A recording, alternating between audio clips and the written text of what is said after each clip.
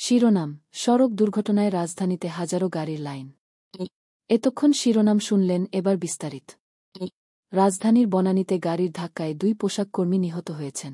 এই ঘটনায় সড়ক অবরোধ করে বিক্ষোভ করছেন তার সহকর্মীরা। পরিস্থিতি নিয়ন্ত্রণের চেষ্টা করছে পুলিশ।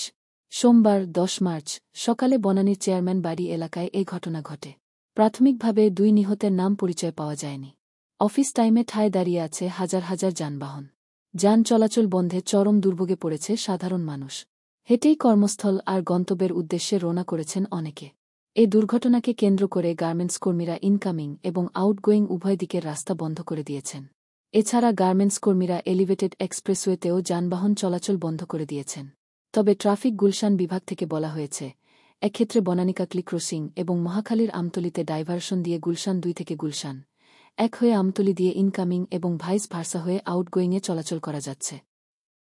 এই ছিল আজকের খবর। আমাদের সঙ্গে থাকার জন্য আপনাকে অসংখ্য ধন্যবাদ। যদি এই খবর আপনার ভালো লেগে থাকে, তাহলে আরও খবর ও আপডেট পেতে আমাদের চ্যানেলটি সাবস্ক্রাইব করতে ভুলবেন না। ভিডিওটি শেয়ার করুন এবং আপনার মতামত কমেন্টে জানাতে পারেন। পরবর্তী আপডেট পর্যন্ত সবাই ভালো থাকুন, সুস্থ থাকুন। ধন্যবাদ।